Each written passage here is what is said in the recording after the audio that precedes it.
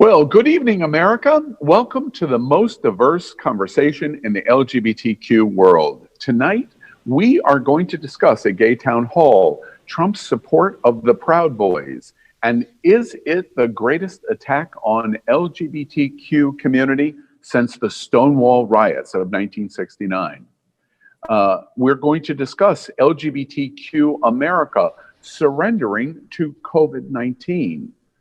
A study finds that the single largest driver of coronavirus misinformation is Trump himself.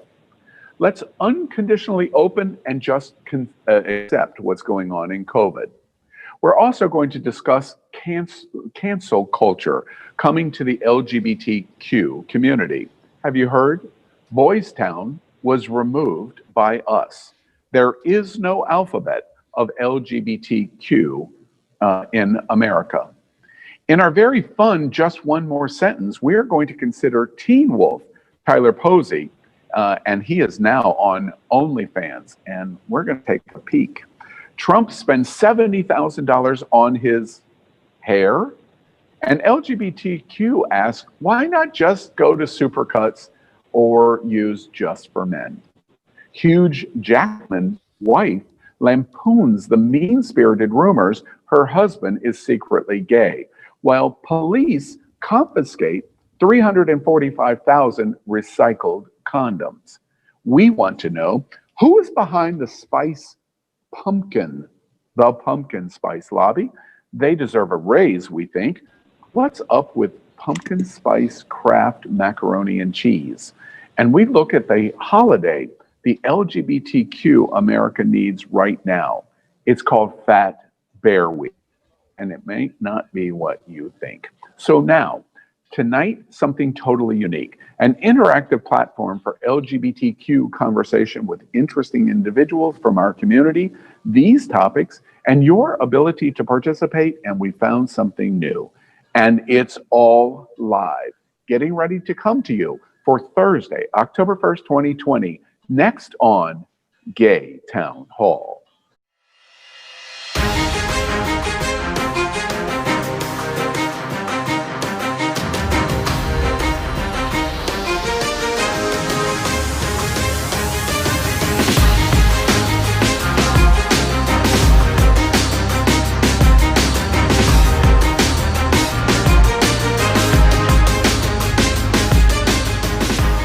But are you willing tonight to condemn white supremacists and militia groups? The single biggest propagator of lies is one person, the President of the United States.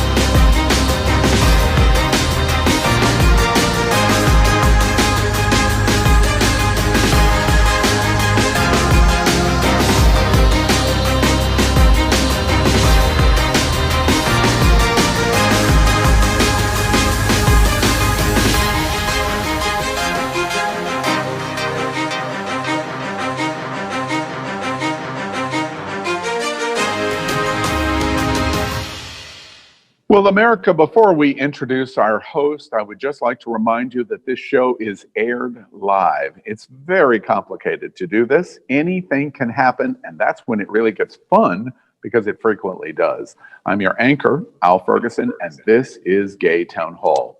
So let's meet this amazing cast as I ask them what is on their mind for Thursday, October 1st, 2020. First up, this is Reverend Dr. Darrell Watkins. He is senior pastor of the Sunshine Cathedral, the world's largest queer church. He lives in Fort Lauderdale, Florida. Good evening, Darrell. Hi. You know what I've been thinking about is that Eric Trump identified this week with the LGBTQ plus community. And so just like that, I'm straight. Exactly. And this is Dwight Allen O'Neill. He is a famous podcast host living in New York and the author of Shoulda, Coulda, Woulda. Welcome, Dwight.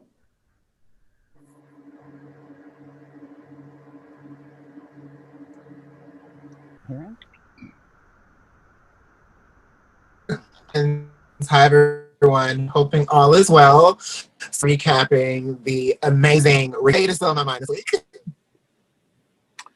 Dwight, we heard you a little bit of a breakup, and I let all of our hosts know we have a little bit of reorganization in names. So as I call you, you'll just follow as I introduce you. Next up is Houston Cypress. He is a two-spirited gay Native American and lives with the Miccosukee tribe of Florida, right here in the heart of the Everglades. Good evening, Houston. Hi, good evening, Al, and good evening to all my friends across Turtle Island, also known as America. And what's on my mind this week is that we have two meteor showers coming up this month in October, the Draconids on October 7th and the Orionids on October 20th. So keep looking up. Great. And this is Dr. Ty Hauser. Ty is a world traveler and a college professor, identifies in a very liberal way. Welcome, Ty. Good evening, jokers, cokers, and smokers. This week, I'm wondering if I really have the right drug cocktail to keep me going for another 33 days. And this is John Holt. John identifies with a non-culture definition and even anti-culture.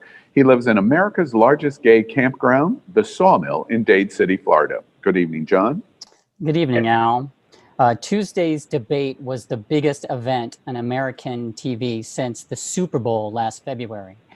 And virtually the entire audience watched until the end. I just want to know why.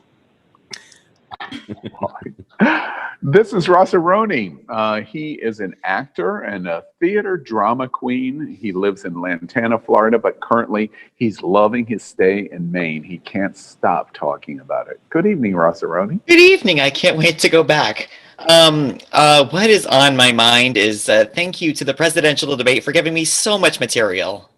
I can't wait to hear it. For my therapist. Next up is Taisha Best. They are asexual and polyamorous, using the pronoun them. A flight attendant living right here in Wilton Manors, Florida, but coming to you tonight from the West Coast. Good night, or good night.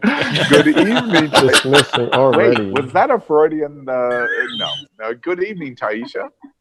Hi, good evening, everyone. Welcome aboard. What's on my mind today? I actually returned to work on the 3rd, and I cannot wait to show everyone where their exits are and to put their oxygen mask over their nose and their mouth. Yes, exactly. This is Elimination Onyx. He's a sex-positive leather pansexual from Fort Lauderdale, Florida. Good evening, Elimination. Good evening, Al. Hello, kinky humans. On my mind tonight are the 3 R's. Recidivate. I'm concerned about those who are going back to bad habits because they got to feed their family. Recovery, because our siblings are hurting and recovery rate is going in the republic. What the heck is going on with our freaking republic? No. True. This is Amber Taylor. She is a feminine lesbian with what I always love. It's a highlight of the week, big dick energy. She lives here in Wilton Manors, Florida. Good evening, Amber. Good evening. Yes, it is locked and loaded tonight. On my mind this week are those that are past due on their mortgage and are figuring out a place to live during COVID, where many people have been impacted economically. My heart goes out to you. I'm here for you. There are programs available for you. Nice. And this is Angie Oz. She is a single lesbian marketing specialist, a film creative, activist, and by the way, she has some psychic tendencies. She lives here in Palm Beach County, Florida. Good evening, Angie. Thank you, Al. Good evening. What's on my mind is how the codependent, especially histrionic folks in our community, are handling not being the center of attention at these times with the debate and the day is counting down to the election and a pandemic. Absolutely. And a guest host tonight, this is Jose G. Abar. Jose is a 23-year-old gender fluid Gen Zer. He's one of those. He is a student at Miami-Dade College. Everybody heard the read that I just did. At Miami-Dade College studying psychology, and is a board member of Unity Coalition and Celebrate Orgullo, which is a feature of one of the things we're going to talk about tonight. Welcome, Jose. Hi, I'm so excited to be here with all of you. Thank you for being here. And I can't wait to really get into this town hall. It's going to be a great time with all of you. It's really nice to see all of your faces. And this is Gordon. He is 24 and another Gen Zer. My gosh, we're just knee deep in them tonight. He works for the LGBTQ charity Broward House and identifies as genderqueer and non-binary. He lives here in Fort Lauderdale. Welcome, Gordon. Thank you, Al. I'm one of those too. And this week, I've been thinking a lot about our new presumptive Supreme Court Justice, Amy Coney Barrett. And I think that it's clear that she doesn't believe in a lot of things that I would consider essential. For example, conditioner, skincare, and putting sunscreen on your neck and chest. And of course, I've introduced now Gordon twice. I'd like to keep his last name out because it's so regal. Gordon Woodworth III. Lovely. Thank you. America, tonight we introduce you to a unique host, and that is you. This is David Hopkins. He is the creative inspiration at America's most popular live LGBTQ TV show, It's Happening Out. And tonight he is going to help you. He represents you as he moderates the Facebook and YouTube comment threads. He can bring your comments directly onto the screen, and we encourage you to participate. Say all kinds of things. Express your opinion, especially read our Gen Zers. We love it. We love it. Good evening, David Hopkins. Hey, good evening, America. Make sure to participate. We would like to hear from you. Our hosts like to hear from you. We would like if you make fun of our hosts and, of course, Al. Well, no, wait, that's going too far. Going too far. Okay, America, let's jump right in. Let's start with what we call hot topic number one. It's first up on Gay Town Hall. The presidential debate. Did you hear about it this week? Well, the debate between Donald Trump and Joe Biden shocked the LGBTQ community, America, and frankly, the entire world. Watch this. But are you willing tonight to condemn white supremacists and militia groups and to say that they need to stand down and not add to the violence in a number of these cities, as we saw in Kenosha and as we've seen in Portland? Sure, are you I'm prepared willing to do specifically that, do it? Well, go ahead, sir. I would say almost everything I see is from the left wing, not from the right wing. So what are you saying? I'm willing to do anything. I want to see peace. Then do it, sir. Say it. Do it. Say it. Do you want to call them? What do you want to call them? Give me a name. Give me a white name. Supremacists and white like me to condemn? White supremacists and right Proud Boys. Stand back and stand by. But I'll tell you what. Somebody's got to do something about Antifa and the left, because this is not a right-wing problem. We are learning that Donald Trump is communicating this way, breaking every democratic norm because he wants to. He confuses the community and claims that he is the most supportive president for the LGBTQ community in history. But his embracement of the Proud Boys and other fascist hate groups may have proved what we knew all the time. So we begin with this topic, topic number one. Trump's support of Proud Boys is the greatest attack on the LGBTQ community since the Stonewall riots of 1969. Stand by, America. What do y'all think? This is like watching Cops. This is like, hey, is this your Proud Boys? No, those aren't mine. I've never seen those before. I don't know what that is. Well, it's a male organization only male. And they got their name from the Disney song, Proud of My Boy from Aladdin. So it sounds like they're a bunch of closet cases to me. I'm just trying to figure out why everybody is surprised by this, because the fact that Trump is supporting this group or won't condemn them at the very least is very on brand for him. He's been doing this since the beginning, and people on the left and people who are minorities have been saying it since the beginning. So I'm really confused why people are confused by this. He is a racist. He always has been a racist. And he's been very open about being a racist the whole time, and his administration and policy choices demonstrate it. Who do you think the silent majority is? The silent majority are a bunch of racists that aren't willing to publicly be racist, that would like a racist representative to pass legislation on their behalf. I should be calling it orange supremacy. I would like to ask the left. So I'm sitting here in front of the left, and I would like to ask the left, are you willing to denounce Antifa's violence right now online? If you could express to me evidence that it actually exists and that Antifa is an organization instead of just an ideology, I would be happy to do that. See, so but it's not an organization; it's an ideology. Well, I don't know. I don't know if it's an organization, but they do pull people out of their cars and they do come ready for violence. So, are you willing to denounce violence on the left? Can you give us an example of that happening? Are you saying the police pull people out of the car? Like, I'm trying to figure out which demographic that you're talking about, because forget about denouncing violence on the left or right. Denounce violence. Where do we need violence anyway? So as Amber said before, Black people and the LGBTQ community have been saying relentlessly that Trump has always been racist. His father was part of the Ku Klux Klan. I need everyone to come on board that the Proud Boys is just the Gen Z version of the Ku Klux Klan. Pandering they to just that. threw on a very nice suit and put a pretty boy smile on top of a pig, and it's just lipstick on a pig. And so, like, until we make that realization and until we separate the value of life over the destruction of property, we are going to keep going around in this circle that the left is violent. The left isn't violent. The left is exhausted of being killed by the police and by racist people. You can't say the left hasn't been violent in the destruction of property and the destruction of small businesses in cities, which is fueling everything that the Republicans have to debate about. There have been so many peaceful protests that haven't been reported on. However, every time someone burns a building down, it's over-reported.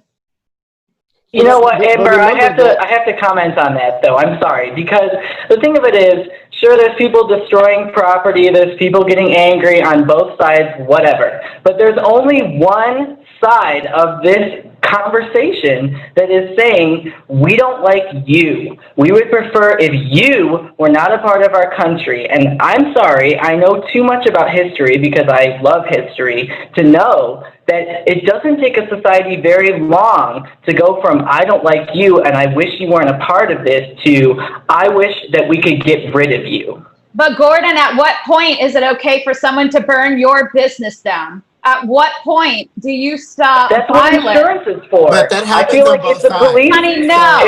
That happens on both It sides. should not happen on either side. not only that, I'm not saying that this is a ploy. But what I am saying is the fact of the matter is it does occur on both sides. So since both are doing it, one is coming from a perspective of, I'm tired of this. I'm standing up for what's right is right. I'm tired of being discriminated against. The other is just doing it just to be hurtful. No, I don't agree because I don't agree with that at all. There is a self-defense.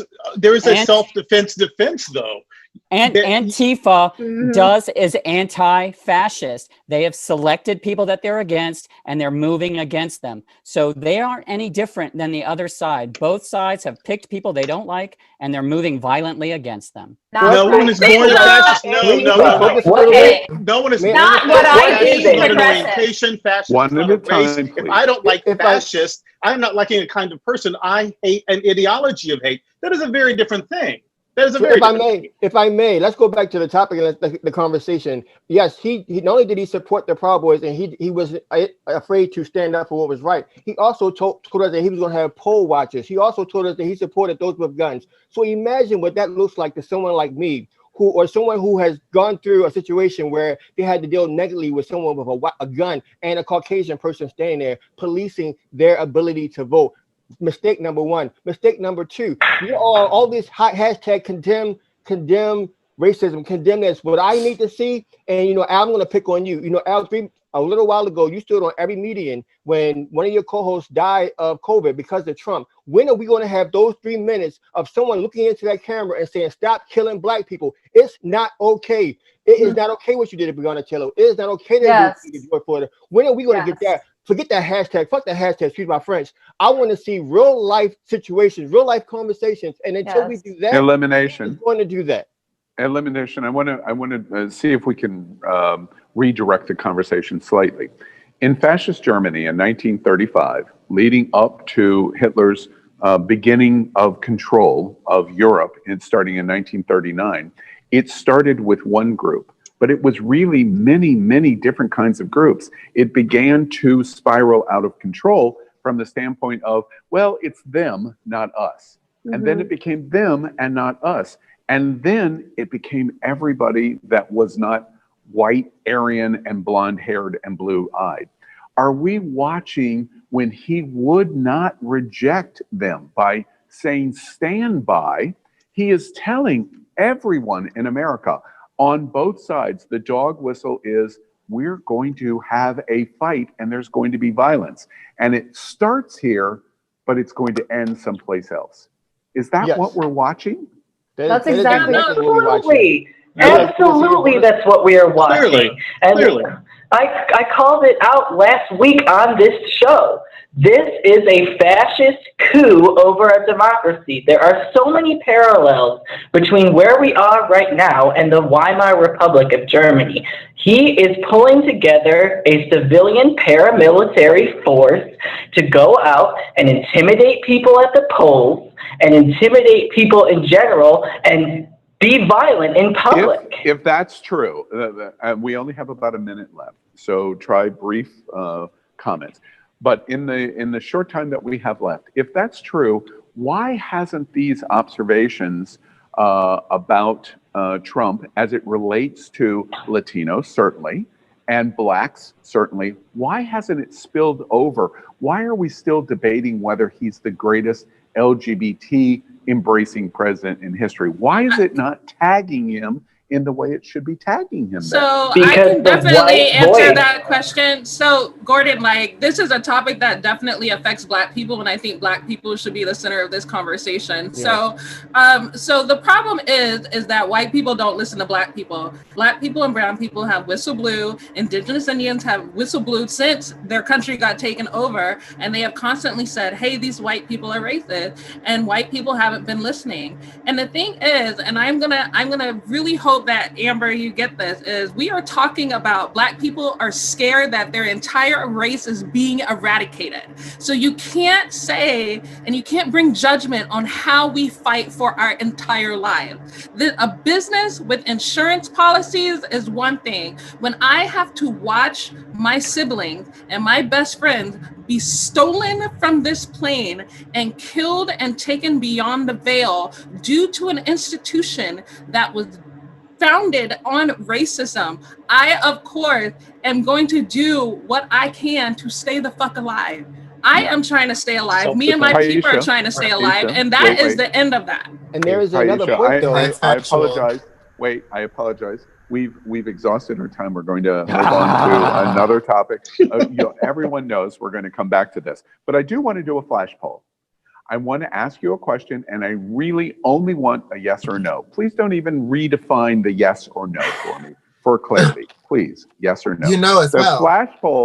The flash poll question is, will Trump's embracement of the Proud Boys and other like fascist organizations be the straw that breaks Trump's back on November 3rd? Yes or no? Is this it? It's finally going to break his back on November 3rd. Darrell? Yes. Matthew? Yes. Dwight? No. Houston? No. Ty? No. John? Yes. Rossaroni? No. Taisha? Nope. Elimination? Nope. Amber? No. Angie? No. Jose? We're having trouble. Gordon? No. America, I just put it out there in front of you. We have just stated and suggested that what we watched this week is the greatest attack on the LGBTQ community since the Stonewall police riots of 1969. And even with that, the majority of the great broad perspective of the LGBTQ community says it won't make the final difference. Shocking. This should be watched closely. And we hear you, Mr. Trump, President Trump. We know that they are standing by. This evening, we have, moving on, a unique segment called Just One More Sentence. Tonight, I'm going to give interesting headlines from this week and to all of the Gay Town Hall hosts. They are going to weigh in by writing the story themselves. That's why I think, is very interesting. But there is a twist in doing this. They can only do it in just one more sentence. And I love to see if they can do it, because I'm going to read the crap out of them if they can't. But combined, all of these just one more sentences of all of the hosts will actually tell the story in a hilarious, interesting, and entertaining way. So let's first move to our first just one more sentence. Tyler Posey, Disney's Teen Wolf, joined the growing adult community subscription service by generating 5,000 members at $14 a month in the first day on OnlyFans. So let's write the story in one more sentence. Headline: Teen Wolf Tyler Posey is on OnlyFans. But let's take a peek. Darrell? I don't really know about OnlyFans, but I've always enjoyed Tyler Posey as Medea. Matthew? Matthew? I'm sorry. Vampires and werewolves do not get along. Dwight? $14.99, 5,000 people. Call me. My number is 555-362. I'm a Capricorn. I like long walks on beaches and expensive dinners. Yeah. Houston? I am here for it. More power to him. Ty? Honest to God, Mom, it's just pictures of my feet. Yes. And by the way, the highest tipped pictures were of his feet. John? I still like Jake Gyllenhaal better. Oh, you and your Gyllenhaal. Rossaroni. Rom-com guy. Giving new meaning to D-list celebrity. Looks like he's showing his full moon. His full moon. Taisha? Yeah, I'm all for celebrities going online so long as they don't shut down all the avenues that sex workers have to gain legitimate funding. All right. Elimination? I wonder if the Wolfie has a hairy booty. Oh, actually, he doesn't. Amber. I congratulate him. He's beautiful. Men have been shortchanged in the porn industry for a long time and have been paid dramatically less. But Bella Thorne better stay off OnlyFans because she's not doing anyone any favors. And Gordon. I never watched the show, but we love to see it. And get your bag, ho. Let's do another just one more sentence. Did you Ow, hear? you missed a couple people. Oh. I've been It's over. Bye. He didn't even make it through the first one, Al. Carrots For nothing. Yes, I won $1. Yes. Lovely I was going to Angie. say, thank you, Al. Good for you, Teen Wolf. And although she stole the spotlight off hardworking sex workers, Tyler Posey didn't get creamed as hard as Bella Thorne did. We can do what boys do, so sex as much. # equality. Yes, thank you very much. And Taisha, I'm right there with you. I'm right there with you. All right. Let's move into one more, just one more sentence. I'm just Did going you to share hear? my flight attendant space. Yes. There you go, girl. Doing great. Yes. The reads are going to be heavy. I got it. All right. Did you hear? The billionaire Trump has not made any money in 15 years. He pays just $750 in taxes in his first and second year as President of the United States. But his famous hair, well, now it's even more famous. The style, the color, and how much he spends on it. So let's write the story in one more sentence. Headline: Trump spends $70,000 on his hair? LGBTQ community asks, why not just supercuts and just for men? Darrell? With or without tax evasion, that hair is a crime. Matthew?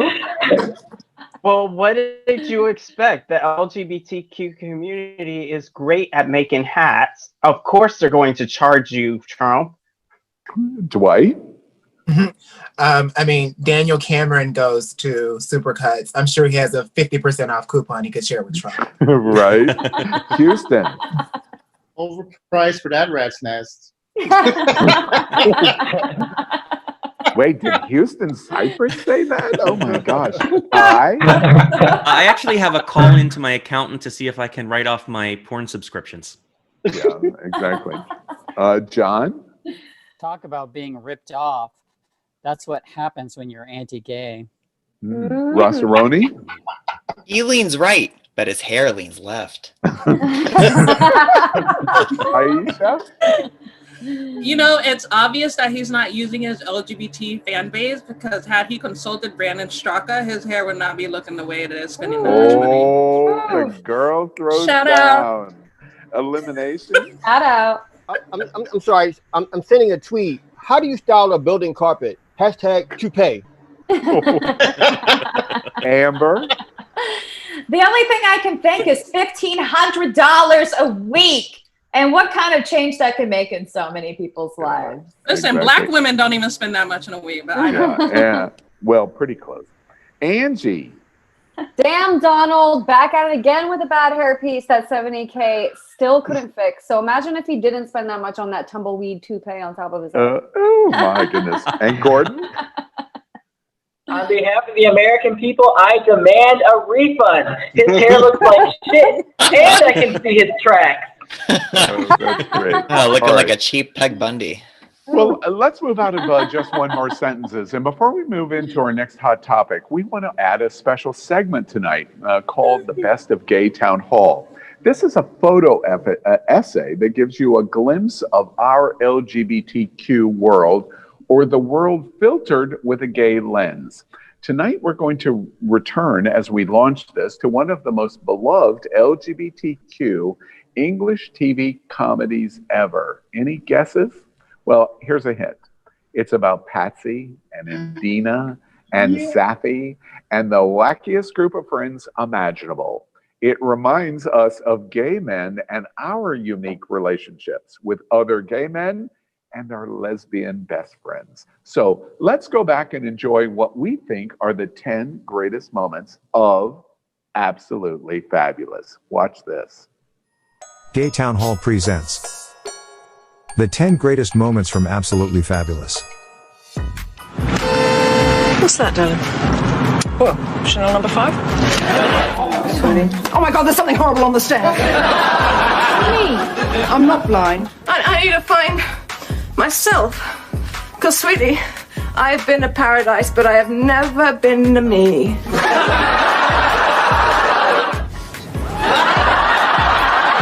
Really?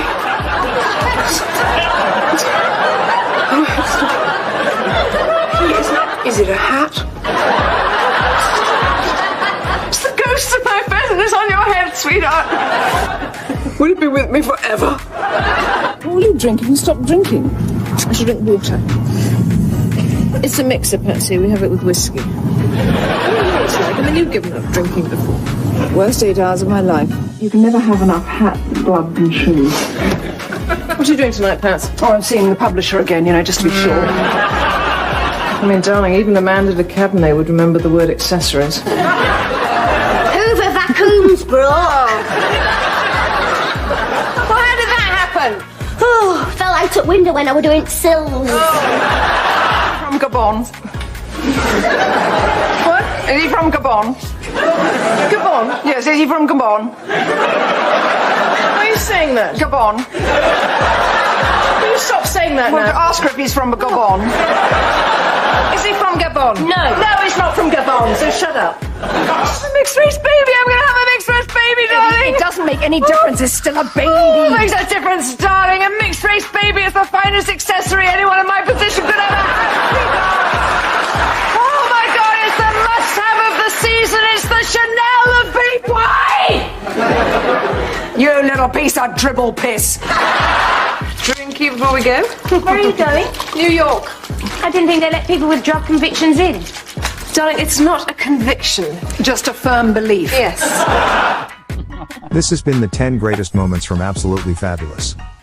Share your greatest AbFab moments in the live comment thread. And don't forget to like and subscribe. I absolutely adored that show, and I look at all of these faces, and all I can say is, are you from Gabon? Okay, let's move into another hot topic. Where is all of this in terms of coronavirus pandemic going? Let's start by understanding where we're going by watching this. Comprehensive study on the spread of misinformation during the coronavirus pandemic is out, and it finds the single biggest propagator of lies is one person, the President of the United States. Researchers from Cornell University analyzed nearly 38 million English language media articles from January through to May. And there were more than 1 million articles that they were looking at that contained misinformation. And the main source of these conspiracy theories and falsehoods they found was Trump. The flood of misinformation so large that researchers are calling it an infodemic. The governor of Florida is opening everything. Full stop. The president will not embrace a mask and fights with his medical experts and wants to open everything, just like the governor of Florida. Now we see the results of Sweden and how they are handling the epidemic far better than the United States, and it may be working. But at what cost? To the discussion we ask in hot topic number 2. LGBTQ America, you are surrendering to COVID-19. And the new study released today finds single largest driver of coronavirus misinformation is the President of the United States. So let's surrender, unconditionally open, and just accept. What do y'all think about the news of today? Well, I just want to tell you there's breaking news that just came out. Hope Hicks, the president's advisor, just tested positive for COVID-19. Also, many of the Republicans in Pennsylvania did too. Wow.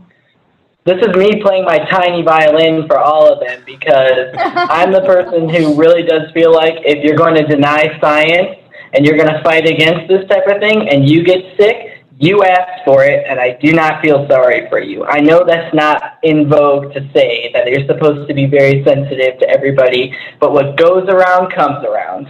Karma's a bitch. Well, you know, it's not unheard of because on the debate floor, he not only did he utilize the black labor of Herman Cain, but not only did he drop him on the stage, but he left his ass in the parking lot because he mentioned that how COVID was nothing and he didn't even realize how Herman Cain, who was at his debate, listening to him speak, died of COVID.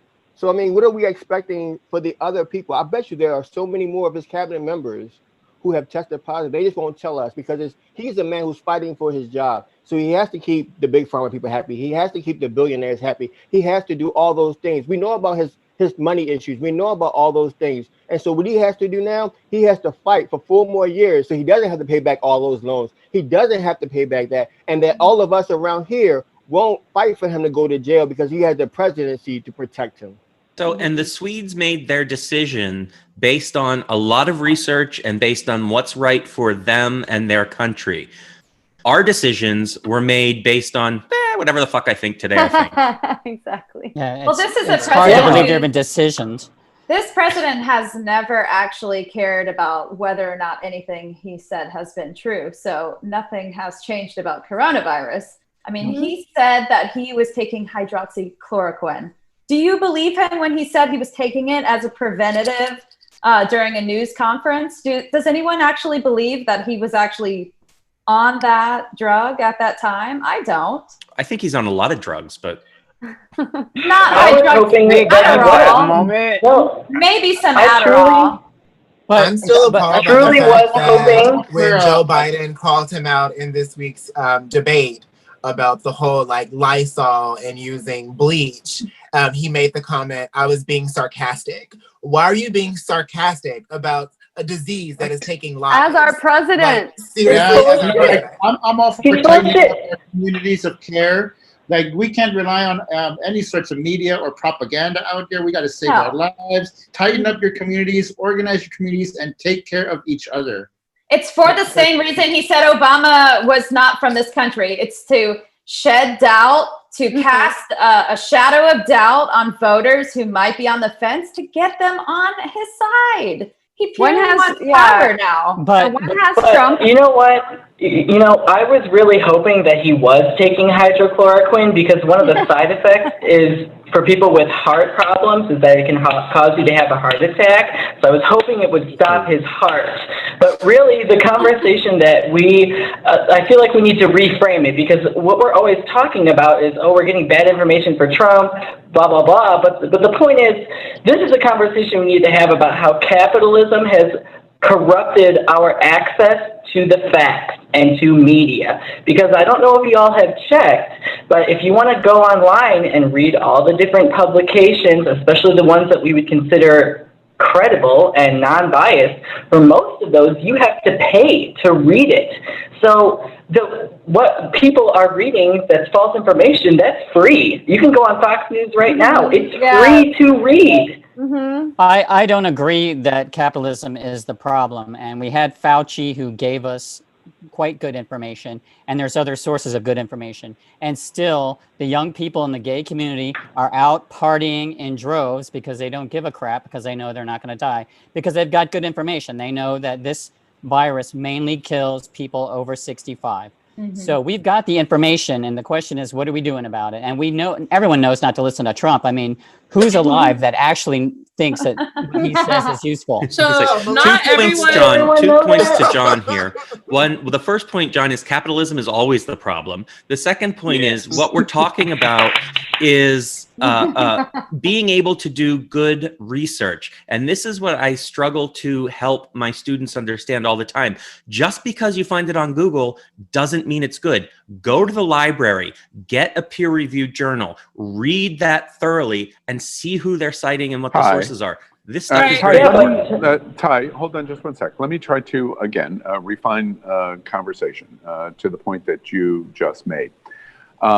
In the process of the topic and the conversation we're having right now, Trump's accomplished what he wanted to accomplish. Generally, can we agree that he's accomplished it? The misinformation, that's what the study proves now. 38 million references and more than almost 40% are misinformation from the president. So as a result, there's this old phrase that is a boomer's phrase, which is, the barn is on fire and the horse has already gotten out of the barn. And you can't put the horse back in the barn now because it's burning. So as a result, we can't do anything else. We can't go back. So the conclusion is, let's just accept and go, okay, that's where we're at. And until we build a new barn, that's it. Everything's done. So in order to build a new barn, you have to actually go back to the accessibility and capitalism comment that both John and Dr. Ty Halter made. You can't say that everyone has access to the truth, because that would mean that they have internet and that they have cable. And minorities and trans people and other minorities do not necessarily have access to internet and cable. And that is glaringly obvious because a lot of these kids who were made to do homeschooling and do schooling from home don't have access to the internet. So if they don't have access to education, that says a lot about their parents and their education as well. So what we need to do is to do more boots to the ground and actually inform our communities and do more grassroots efforts to push out this truth. Let me try one more time. I do not disagree with what you just said. But at the end result, let's provide more internet access. Let's provide more educational access. But as it relates to COVID, for tomorrow night, on Friday, and this weekend, and next week, and the next 33 days to the election, And for the balance of the year, today is the first day of October, the last quarter of 2020, it's already done. There's nothing that can be done to stop it now. So why fight anymore? You have your own protocols, you wear your own mask, you decide your social isolation, and you're finished with this. And your fate. What do you think? And you choose Well, I don't agree that we're done. I mean, I don't know what you're saying. Like you just said, we can wear masks and we can distance and we can choose to go out or not. So that's still being done. We're not surrendering. No one's surrendering. Fauci, hold on. We follow Fauci's recommendations. We stop listening to the president or the crazy guy that was at HHS that and basically had the nervous breakdown. We stop all of that. We follow the medical recommendations. Wear a mask religiously, socially isolate, use sanitizer on your hands, and what anyone else does, I don't care. And it's not going to stop me from going into a bar or a restaurant or doing anything else because it's done. My question to you is, what do you think about that? I think that you're absolutely right. The work that we have as a community, we have as a people, have some of us. There are individuals who said, you know what, we are here. We got to deal with this. We have to make this the new norm. And then, so yes, you're absolutely right. People are still going to go out to the bars and hopefully practice safety. What we have to now do is do what's best for us. And one of our viewers said we can't all be sheep, meaning that if it doesn't feel right, and I would encourage any of our viewers, if you go anywhere, live your life if that's what you choose. But if it's not safe, remove yourself, because there are going to be situations that bars are going to be out for the money. They've been out of work for so long. They got to pay their rent. They got to pay their bartenders. They got to do all those things. And nothing wrong with that. And so, Al, yes, we are at that point. However, what we do need to know from our leadership is how do we do it in a manner in which is safe? Because we talked about on Gay Town Hall how the hospital didn't provide all its workers with their appropriate PPE, but still wanted them to do the work. Elimination. So we have to do those things. One more focus to what you just said. COVID is now only a political issue. It's only a political issue. We have 33 days, and the president and the Republican inner circle is saying, and he said it in the debate this week, if Biden gets his way, he will shut the country down. They're going to scare America all over again to say, do you want to open or do you want to shut the country down? And as a result, COVID is now reduced only to a political issue. If that's true, we stop arguing against opening America, because more important than COVID is the election on November 3rd. What do y'all think about that? It plays right into American individualism. That's exactly who we always have been, who we think we always will be. And see, there you go. And that capitalism is built into that idea of individualism and that fake Horatio Alger story that doesn't exist anymore. Let's talk about capitalism, because that's where everyone's going politically. So the 143 vaccines that are under process right now, thank you, capitalism. Mm-hmm. Well, yeah, but who regulated that market? Who made it so that those vaccines had to be tested and they had to meet certain standards? I'm really desperately trying to keep you on topic, which is this a situation where we decide to open and win the election, or do we do something else? That's what I'm trying to keep your feet to the fire. Keep it open. Elimination made a great point. Like, there are some responsible establishments, and shameless plug, like Bubbles and Pearls. There are some places that do take temperatures of people that come in, and I know there are people that are asymptomatic, and go at your own risk. I mean, be responsible, don't be selfish. And also, a lot of this is made, just like the Black Lives Movement, 1 minute, to separate us, to divide us. It's a distraction ultimately. So I mean, at the end of the day, do what's best for you and use your wise judgment. I have a lot of friends that are doctors, nurses, people on the front lines. And these tests are, they're used to doing, 200 or so odd tests, 20 tests a day. Now they're doing like thousands of tests a day. Are they fully accurate? I don't really know. I mean, so use your own judgment is my point. Do what's best for you is not the same thing. Hold on. I'm one of those people that works on the front lines. Okay, I'm in the clinic every day, and we do wear masks, and we do temperature checks. And what I'm recommending to you is to follow what Dr. Fauci says to do. At the end of the day, they're going to make this political. It's not supposed to be political, but this is a fight over decency at the end of the day. Either you care about other people or you don't. And that's the point. It's political. Gordon, different I've got people to. I apologize. I've got to make let that be the last before we move on. But I want to do another flash poll. Different, please. Everyone, hear me clearly, because I'm going to ask you 2 words, and I want you to give me one or the other word. The flash poll question is: if it is defeat Trump or defeat COVID-19, which is more important to you? Only the phrase, please. Trump or COVID-19? Defeat Trump or defeat COVID-19, which is more important to you? Jarrell? Trump. Matthew? I'm going to say Trump. Dwight? I'm going to say COVID-19. Houston? COVID-19. Ty? Trump. John? Defeat Trump. Rossaroni? COVID-19. Taisha? COVID-19. Elimination? Defeat Trump. Amber? COVID. Angie?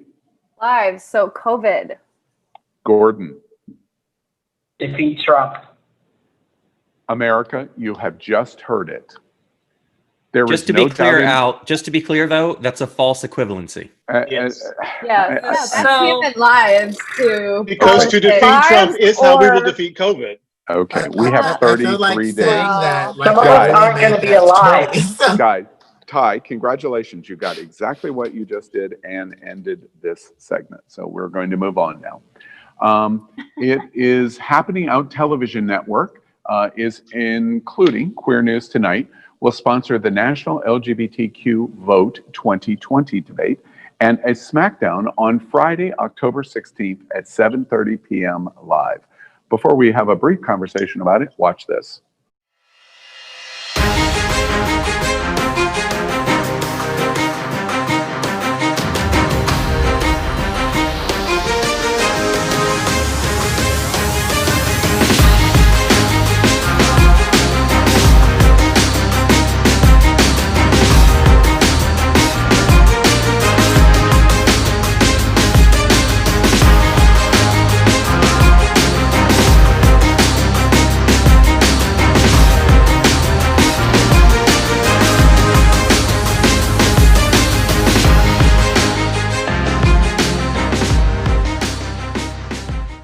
Well, the debate is going to feature some of the greatest LGBTQ conservative voices in America, from #WalkAway and Americans for Trump. They were sitting right on the lawn when the president accepted the nomination, including founder Brandon Straka.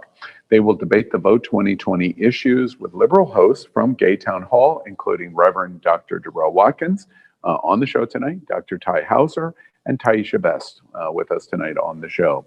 You can participate in person in the event being held in the gayest place on planet Earth here in South Florida, or you can participate in the event live virtually.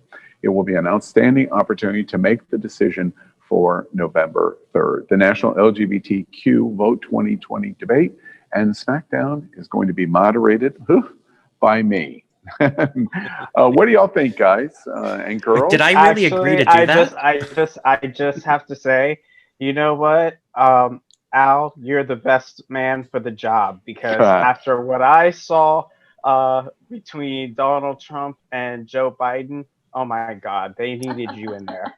You're better than Chris Wallace. You'll be fine. And Taisha and Ty and Darrell, I'm so proud of you. You're gonna make me cry. Yeah. Taisha, Ty, Darrell, y'all beat them with a bat. I'll bring a big stick. I'll bring a big stick. In Baltimore, we have a song. So in Baltimore, we have a song. It's called "Beat That Bitch with a Brick." I remind America, we're going to pound on both sides. I'm going to pound on both sides. I've heard that about you.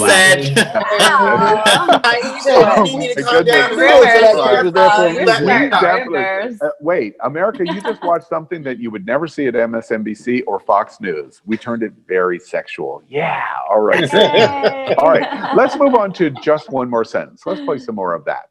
What is it about seemingly every gay man, speaking of sex, wanting every straight man to be gay? Well, Wolverine's wife said this week, "Thank you, but back off." So let's write the story in one more sentence. Headline: Hugh Jackman's wife lampoons mean-spirited rumors that her husband is secretly gay. Darrell? I just have this gentle message for Mrs. Jack Hugeman. Gay is not an insult. Matthew? I'm curious, does his thing down there extend out just like the blades in his hands? Oh, Dwight? Yeah. Girl, what's his phone number? Houston? It's actually a compliment, so I'm cool with it. And Ty? I'm still going to play gayer European in every international terminal I go to. And y'all know that we're writing the story of doing exactly what his wife said don't do, right? Y'all know that. Now, Hugh's a man I can get behind. Don't worry, Hugh. Won't tell anyone you like to take it up the arse. America, 0. Gay community, 9. All right. Rossaroni. Shh, Deborah, it's a secret. I told you. Oh my God. Don't tell anybody. Compliments and flirting doesn't always mean consent to have sex. All right. Elimination. America, I'm going to translate what Deborah said. Get off my man's dick. Yes. Amber. Video evidence, or it's not true. Angie. Listen to your psychic odds. People want to take the Tony-winning performance of Hugh Jackman in The Boy of Oz and his shaking from laughing during his boy-on-boy kiss as a belief that they want, which is that he's gay. But he very well may not be. So. Yeah. And Gordon. Hugh, if you're watching, look how high I can lift my leg. Oh. Your pride fell. Your pride fell. Note to self. Note to self.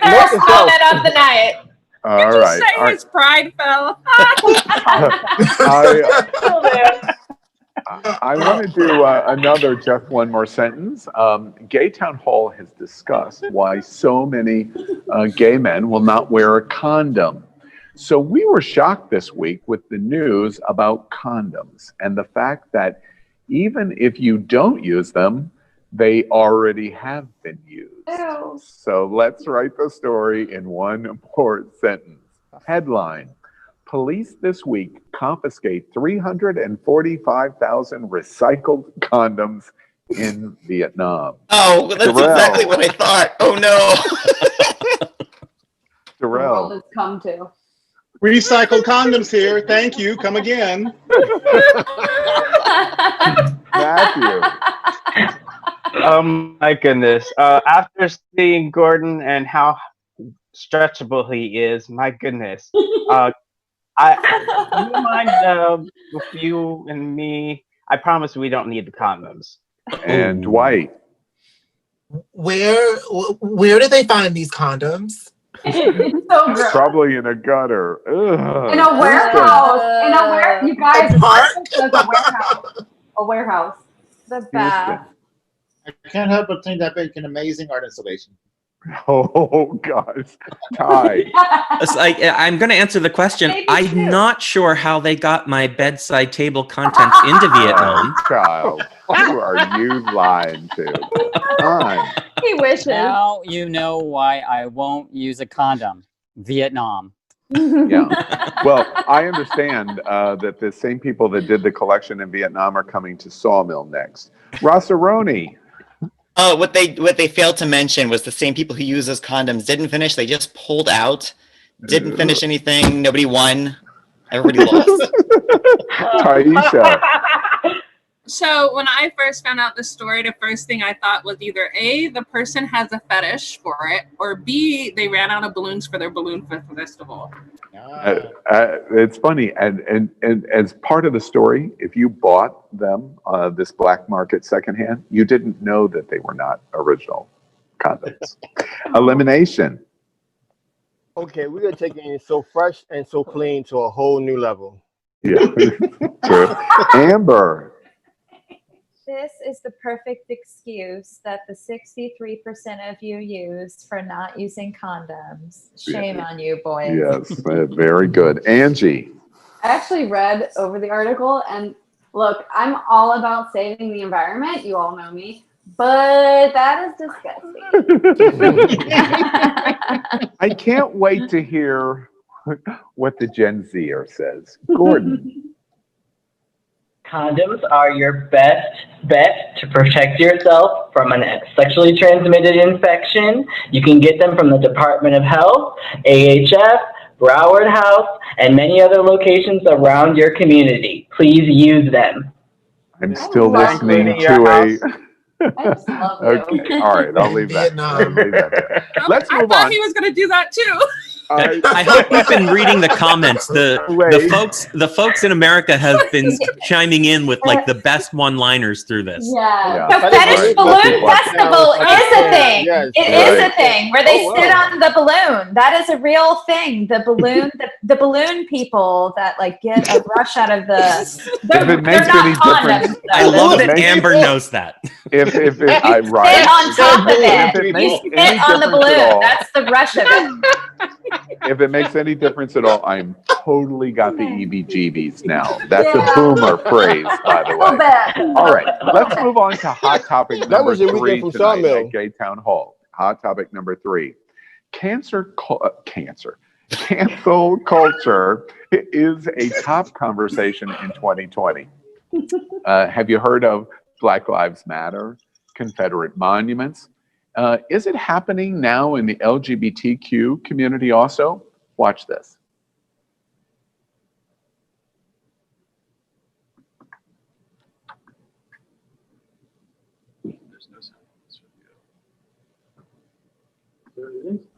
Pride and the part of Lakeview known as Boys Town. Words linked through huge events like parades and the marathon. Yet the hundreds signing this petition on change.org say it's time for a change. I do think that our marginalized communities need a safe space in Chicago, a neighborhood to call their own. The petition asks the North Halstead Business Alliance to stop promoting Boys Town in the neighborhood. It's on banners up and down Halstead and worked into bike racks. It's a really special place, and I've never felt more at home. So if the name has to change, then it has to change. But I think the people are what make it special. What's the value of the alphabet of the letters LGBTQ if we want to cancel the letters? Why not just keep the homosexual phrase from the 1970s, or the gay phrase from the 1990s, or the queer phrase in the 21st century? So let's explore topic number 3, hot topic number 3. Cancel culture comes to LGBTQ community. Boys Town in Chicago is removed by us because there is no real alphabet of LGBTQ. What do y'all think? Believe it or not, I think this is actually a growth in actually the LGBTQ community. If we are not going ahead and letting Boys Town or putting a label to something go ahead and stand in the way of showing unity in the LGBTQ community, then congratulations. So I know someone in Chicago that actually supports this and is totally for it, and he's a gay boy, and he thinks it's the right move. But this is a community-based decision, and I think each community has to decide what that means for themselves.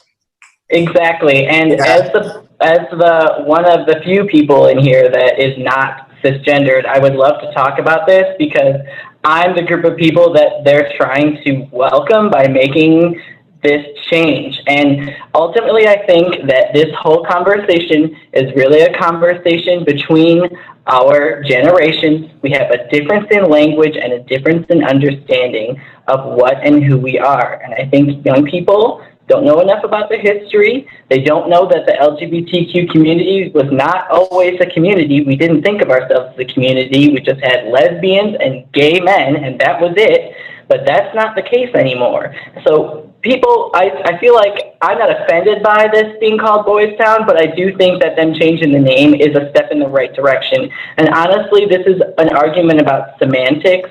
And if you're really that for the name being the same, even after what we just heard is that it's a community decision and the people who live there want to change it, ultimately I think you have to ask yourself, is this more important than creating a community that's cohesive, that welcomes all of us, that's about acknowledging the fact that we are all a member of this community? If you want to have straight, white, gay, male town over here and do your shit, that's fine. But this is a community that has always been rich of all the different types. Not just gay men. Give me a moment to challenge completely every single thing that just came out of your mouth. If, and somebody around, not pulling the boomer card, but somebody that has seen a lot of evolution, why do we need all of the letters that we have then? Why can't we challenge ourselves to say our community is the gay community before somebody said, no, gay only means men? Why couldn't we be the queer? Wait, let me finish, Gordon, before you jump on me. Why couldn't we be the queer community and say it includes trans and lesbians and gay men and bisexuals and any other identification? If your observation is true, why can't we live in a label? We can't. We are LGBTQ because subsets of our community demanded it. Yes. Let me give you the intellectual answer, Al. And Gordon got it right when he said this is a semantic thing, because when you talk about semantics, you're talking about signs and signals. And so, yes, we have a lot of letters, and all of those letters present a sign, and they also allow for a signal. And as language changes, and as the people who use language emerge and redefine words and what they mean, it has to change. And so that's the natural progression of what's happening here. It's a semantic shift that's going to take a long time to happen, but will be happening over the course of the next decade. Let me continue to challenge Let me step up and the say evolution of gay or of queer even. Was the evolution of the change of language to the letters. And my only question to you is, do we see the same kind of thing in the Black community in terms of how they identify themselves in African American in transition to Black or whatever it might have been, or the Latino community or the Muslim community? It's a more unique situation that we see in the queer community in identification. Well, I mean, the first thing I would say is that it's politically motivated, right? All of these individual groups have different political things that they want to accomplish. They get together to create a power base, right? So trans is more powerful when they're with LGB, and so like that. So I think that's why they split up.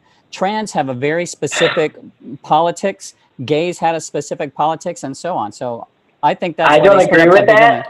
I don't agree with that, and I do have something to say, but I would like that one of the Black people that's here on this panel to respond to what Elle just said, because you know what? and was immediately like, everybody shut up and let them respond. Go ahead. I mean, Elimination and I were laughing because this is what happens constantly in our lives, is that when a conversation that is about Black people, white people feel the need to chime in as they're the priority in the situation. But, you know, to answer Al's conversation and to also piggyback off their Dr. Ty Hauser, what Dr. Ty Hauser is also talking about is iconography. Iconography. Yes. Okay, is iconography. And as someone who is a non-doctor, right, but I also have an extensive history knowledge and anthropology knowledge, iconography matters. What has happened is Boytown has evolved. However, the culture that is in North Halstead is not really going to change.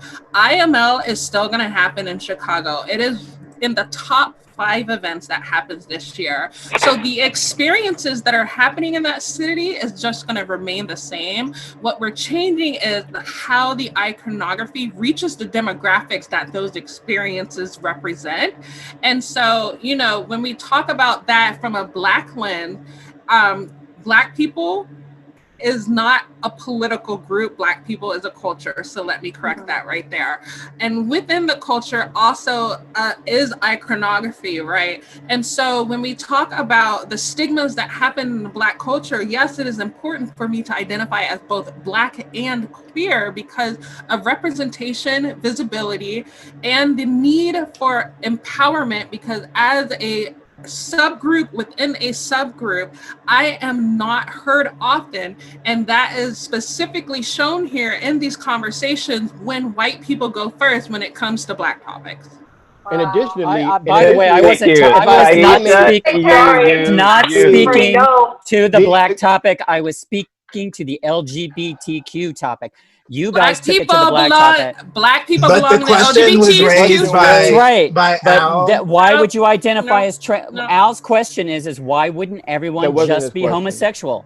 That was not the question. That's another question, which was directed at the Because we're Black not all people. homosexual. He directed the question to Black people. He made it as a sub-question within the question. So I need for people to like use their comprehension skills a little bit better and to stop stepping on Black voices and then saying that they're anti-racist when doing so. And so for me, the evolution of the word Black versus, I grew up hearing color because my family is a dynamic view of many hues and many colors. And so blackball, blackwash was all negative. And to use that word, however, we've evolved from that. And as Taisha mentioned, that is not a people. We are so much more than that word. And so let's stop there. Secondly, let's go back to the idea of the iconography, you know, the name.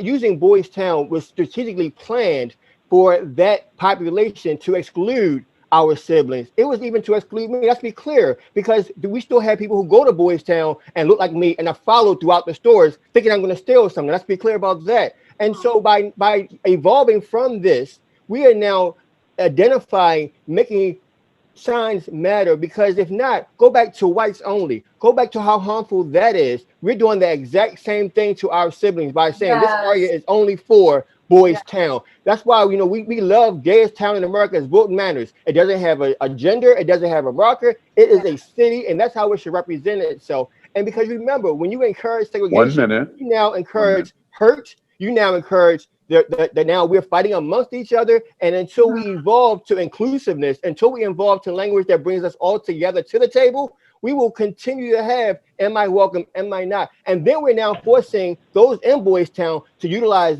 images that look like me, images that look like Taisha, images that look like Gordon, images that look like our siblings, images that look like our Houston, because there's too much in this community where I'm not represented, our siblings are not represented, Amber's not represented. And until we come up with a way to do that correctly, we're going to fight about whether Boys Town should go or not. Elimination. I'm curious to the point that you just made, longevity. I've been into that Pride Center in Boys Town many times. Do you not believe that the Black community in Boys Town is represented in the way you think that the Black community, the Black LGBTQ community should be represented? Do you think it is not inclusive? I think that we are happy when our faces are being seen in any way possible. That's my answer to your question. Because until the images are 50-50, until the dynamics are the same, no, it is not represented correctly. That is only when I can answer your question and say, yep, you're right. And we haven't gotten there, and we still got work to do. Yeah, elimination is right. I think every gay community has an area of opportunity when it comes to the inclusion of people of color across the board. So it won't just be Boys Town, that's every gay community within America, that there's an opportunity to actually embrace those that are of color. I want to address. Hold on, please. Hold on. I only have seconds left, and I want to give Amber and Angie, because they represent women in this panel, any final words that the two lesbian women I'm gonna try. I'm gonna drown myself. Okay, let's try to come out of the water. But as a lesbian, I would like to feel more included in all the boys, especially here in Wilton Manors. There are, it seems like it's 85-15 as far as male to female population, and I would like to feel included. I don't need 1,000 looks when I walk into a gay bar like, why are you here when I'm the only woman? Just let me sit down, boys. Angie, I want to give you the opportunity. Final word. I barely identify as lesbian, especially not even like non-binary or queer. I would play the boy. So, but I was born a female. So like, what does that mean for me? I feel like that's very exclusive or like not inclusive. So at the end of the day, this is all like, it's not, we could include everybody and just, I don't know, it's just another way to divide people. Like I said before, it's just a divide. It's a distraction. Very, very interesting conversation. And of course, it's going to continue because there's lots of complexity of what we have unpeeled here in this onion. Let's move on. Happening On Television Network is very proud to be the digital television sponsor for Celebrate Orgulha. Tonight, Houston Cypress is with us, host of Gay Town Hall. He is one of the members of this unique Pride Festival. This is the 10th anniversary of this Latin and Indigenous Pride celebration. And this year, people all around the world are going to be able to join in it digitally. With 14 days of digital and in-person events, this is going to be an amazing way to celebrate our LGBTQ Pride. Watch this.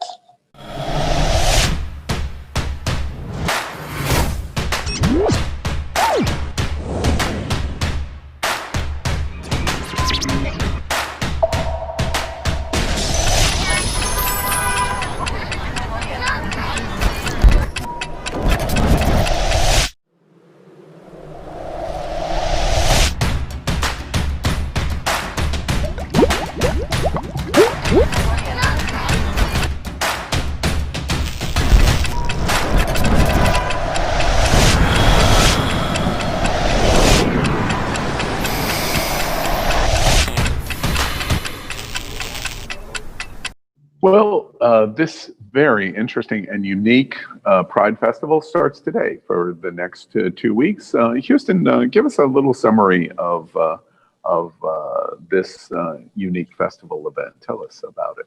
Sure. You know, friends and family, you totally got to check us out. It's a 2-week celebration of all things Pride. But the really amazing thing about this organization, Unity Coalition Unida, is that they are multilingual. Like, they're really trying hard to represent the dynamic diversity that we are, the fabulous LGBTQ community. And so that's why I'm really proud to be one of the board members of this organization. We really try so hard to reach out, to represent, and to celebrate all that we are in our fabulosity. So check it out. The fun starts tonight. We have a women's community forum that was starting earlier tonight at 7 o'clock. But looking ahead at the rest of the 2 weeks of fun and festivities, a lot of it is virtual. So you can be safe. You can spend it with your siblings, with your friends and your family. But there's some really cool, like, in-person activities that we're going to be hosting too. Just looking ahead at tomorrow night, we have the Night of 1,000-ish virtual stars featuring. I'm sorry, did I hear you say ish? I mean, like, we're gonna try to get 1,000, make it like 1,001, 999. You gotta log in, you gotta check it out. We're gay. We understand what 9 inches mean. No, they don't. Definitely join me on Sunday. I'm doing like a live demonstration of how to cook some fry bread, some indigenous culture. So cool. That's great. Yeah. That's great. Well, I'm Houston. I'm glad that we had the opportunity. We're very happy.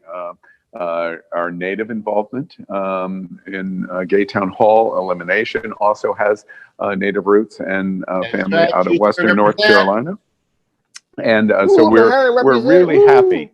We're really happy to be able to participate in this. We've integrated in all of our show platforms for the promotion, and we're really excited over what's going to happen for the next 2 weeks, and we'll keep you up to date every step. Let me give you some pointers there. Orgullo.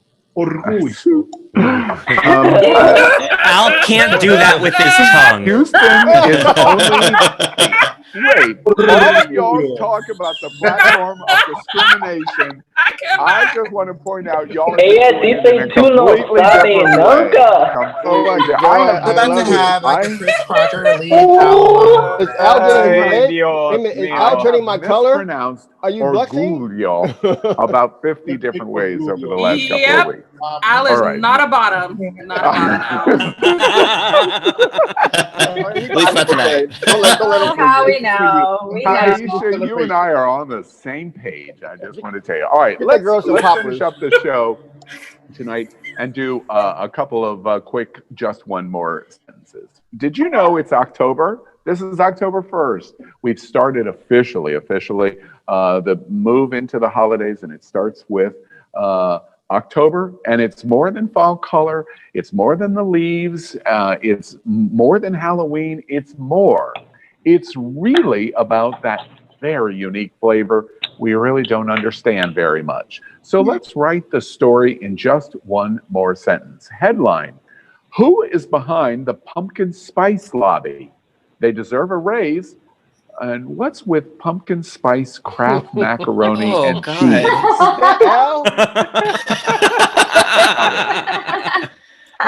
Oh my gourd. Darrell.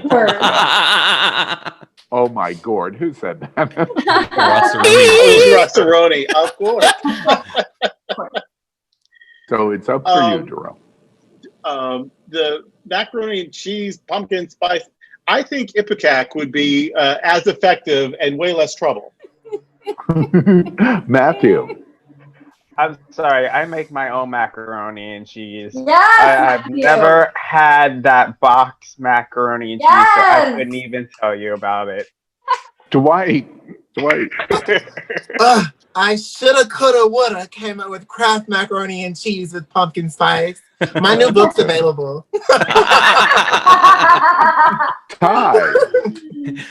So since Starbucks brought us the whole pumpkin spice craze, Kraft has decided that they're going to spell it KRAKNSHEEZ.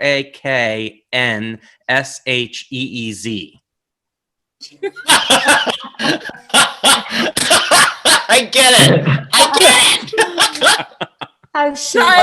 Don't enable him. Don't enable him. Yes. Sounds awful, but I might try it. Yeah. Rossaroni. Okay. I feel like somebody. Okay, wait, let's talk about Kraft macaroni and cheese for a second. I feel like somebody saw it, didn't acknowledge the fact that it said Kraft and it's an actual arts and craft project, and they decided to eat it. Like, it's not actual food. Taisha. Yeah, to piggy off Rossaroni, if I was gonna make a macaroni picture, I guess I would lick it when I'm done. Like it's just gross. Ooh, girl. Elimination. Well, speaking of licking, I've had some great treats from Canada, but pumpkin macaroni spice ain't one. Amber. Now, I don't know about that basic bitch flavor of macaroni and cheese, but I sure do like the sound of macaroni and cheese when I'm mixing it up in a pot. And Gordon. Oh, wait, Angie. Thank you. Angie. Thank you. This isn't going to be that funny, but they're just trying to make Kraft mac and cheese even more addicting than it already is, but pass it up. Eat some plant-based diet mac and save the cows. #vegan life. All right, and Gordon.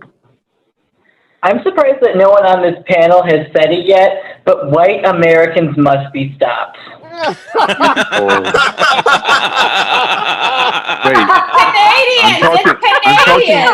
I'm talking to the executive producer right now. Was Gordon reading me? Was he reading me? Exactly. All right. One for new box. One final, just one more sentence. Fat bears. Fat bears are a staple in the LGBTQ community. I was at Sawmill last weekend. I saw a load of them. So when we heard this is National Park's Fat Bear Week. We got super excited at Gay Town Hall. This is, what did y'all think I was talking about? This is the week that the Grizzlies have their greatest salmon week in Alaska's Katmai National Park. And we're showing a picture of this. So let's write the story in one more sentence. Headline: the holiday LGBTQ America needs right now is who's that in the bottom corner? Oh, it looks like David Hopkins. It's Fat Bear Week. It's Fat Bear Week. David was at Sawmill over the weekend, and that was his sights at Sawmill. Jarrell. You know, whether it's Ursa Dai or Hamana Dai, I love bears. Aww. Matthew?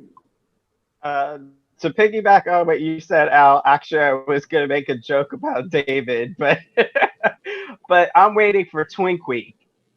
Twink Week. National Park Twink Week. Dwight? World Pride COVID edition? COVID edition. Houston? I mean, who will blame them? I love me some salmon. And in the yes, okay. And Ty? I still think of myself as a twink, so. Sorry, Ty.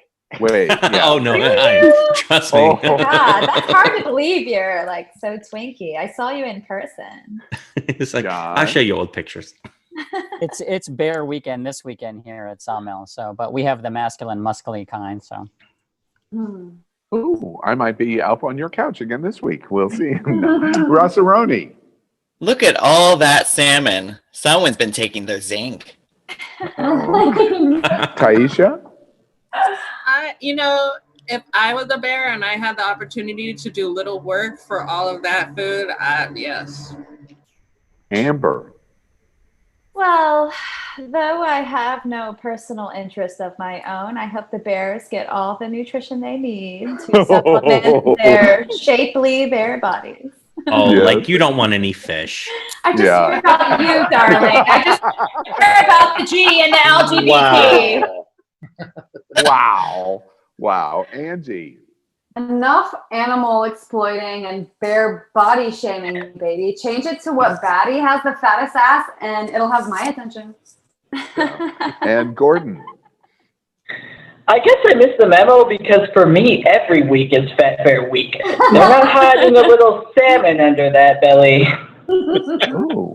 Oh, we're going to have to explore that on a future show.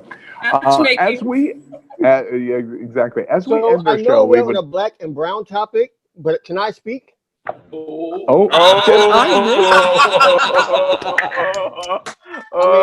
mean, I'm just wondering if you're gonna go out and leave the black guy out. I mean, I'm just curious. Oh shit! Wait, America. Tell us all about your bagel and lox elimination. Welcome to Boys Town. Welcome to Boys Town. Elimination. I'm sorry. So, Al, thank you for recognizing the black guy in the room. However, so it's about my one more sentence was I was happy that the world is now recognizing my black and brown bear siblings. But you just kind of snatched that from me. So I'm going to say, Al, I'm glad you recognized the elimination for this one more sentence. I am never going to live this fucking thing down, ever. Can we see that piece of paper again? Can we see that piece of paper again now? That is going to play for the rest of my life. Just for the record, Damn. to let everybody All right. know, you do realize that Al missed me in the very beginning of this show, right? Yes, I did. I was like, whatever. did Matthew leave? America, this is my last night doing this gig. I'm done with this gig. All right. As we end our show, we would like to thank all of you, the viewers who have been participating in tonight's show. David, any thoughts on tonight's participation? Yeah, thanks for Kenneth Merrick, Sean Roman, Domina Silva. We had a bunch of people over on YouTube tonight, like Dino's Life. Keep up the conversation. We hope to see you back next week. Well, there you have it, America. Something totally unique for the LGBTQ community. As soon as we get a really good moderator, this show is going to be fantastic. Amazing host And I hear several Chris surprise Wallace is hosts. available. Yeah, Chris Wallace is available. Right, Available. exactly. Absolutely. And several hosts that you couldn't have not control seen us. tonight will be here every Thursday night at 8 p.m. Eastern. This is totally live, as you can see, because if we were not live, you wouldn't see any of this. It would have all been fixed. And it's 8 p.m. Eastern live. Remember, we are live and unscripted, as I have proved repeatedly. You can participate. We're marching toward November 3rd, 2020, and the election of a lifetime. COVID-19, race issues, which has clearly been made clear to me tonight, trans rights, your paychecks, unemployment protection, our social and sexual interaction, and how the LGBTQ community and Boys Town fits into all of these issues. We're living the most important single moments of our entire life, especially for the next 33 days. And it will be discussed right here. Tell your friends and family, share the conversation, participate. We're either a community or we are not. And all you have to do is look in the eyes of these incredible hosts to see and hear from their voices the diversity sitting in front of you right now. We are a strong LGBT community. That's why we fight. We're family. So thank you for joining us. And until next time, the conversation is just beginning on Gay Town Hall. Good night, America. Peace out, bitches.